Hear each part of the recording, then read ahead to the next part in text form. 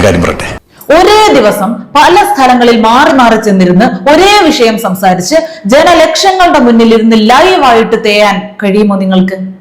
But അനിലണ്ണൻ can. വല്ല കാര്യമുണ്ടോ? എന്തിനാണ് ഇങ്ങനെ ഇല്ലാന്ന് നടക്കുന്നത്? അല്ല, ഞാനൊന്ന് പൊട്ടിച്ചിരിച്ചോട്ടെ കേട്ടോ. ആദ്യം സ്വയം പൊട്ടത്തരങ്ങൾ മാത്രം വിളിച്ചു പറഞ്ഞ് കൂടെ ഇരിക്കുന്നവരുടെ വായിന്ന് പട്ടേന്ന് പൊട്ടാസ് പൊട്ടുന്ന കണക്കിന് വാങ്ങിച്ചു കൂട്ടുന്ന അണ്ണനല്ലാതെ പൊട്ടച്ചിരി ചിരിക്കാനല്ല, പൊട്ടിച്ചിരി ചിരിക്കാൻ ആർക്കാണ് വേറെ യോഗ്യത? അണ്ണൻ ചിരിക്ക്, പൊട്ടച്ചിരി, പൊട്ടിച്ചിരി. കേരളത്തിൽ 9.5 കൊല്ലമായി അധികാരത്തിലിരിക്കുന്ന കമ്മ്യൂണിസ്റ്റ് പാർട്ടിയുടെ 2 ഗവൺമെന്റുകൾ. അയ്യോ, അത് പിന്നെ പറഞ്ഞ് ഞാൻ ഓർമ്മിപ്പിക്കല്ലേ. നമ്മൾ എന്തെല്ലാമാണ് ഇവിടെ കേട്ടോണ്ടിരിക്കുന്നത്, എന്തെല്ലാമാണ് കണ്ടുകൊണ്ടിരിക്കുന്നത്. നിങ്ങൾക്കും അത് സ്വയം തോന്നി തുടങ്ങിയല്ലേ? ഞങ്ങള് ഇതൊക്കെ തന്നെ ചോദിക്കുന്നത്. എന്തൊക്കെയായി കാണുന്നത്, എന്തൊക്കെയായി കേൾക്കുന്നത്, ഏതൊക്കെ തരം മരപ്പാഴുകളെ കാണണം, കേൾക്കണം, സഹിക്കണം.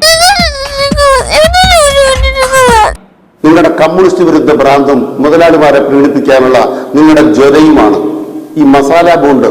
അതിൽ എന്താ മസാല ബോണ്ടിൽ എന്താ?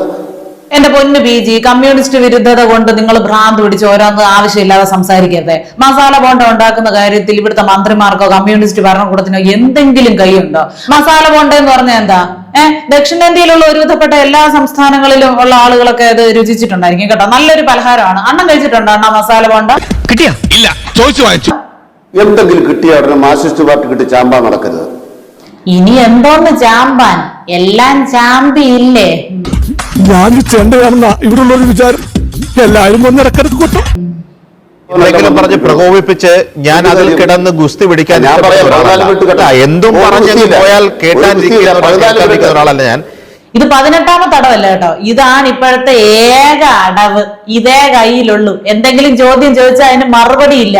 അപ്പൊ പിന്നെ ആ ഓപ്പോസിറ്റ് ഇരിക്കുന്ന ആളെ എങ്ങനെങ്കിലും പറഞ്ഞ് പ്രകോപിപ്പിച്ച് അവരുമായിട്ട് ഗുസ്തി പിടിച്ച് സമയം അങ്ങ് നശിപ്പിക്കുക. അത്രേ ഉള്ളൂ.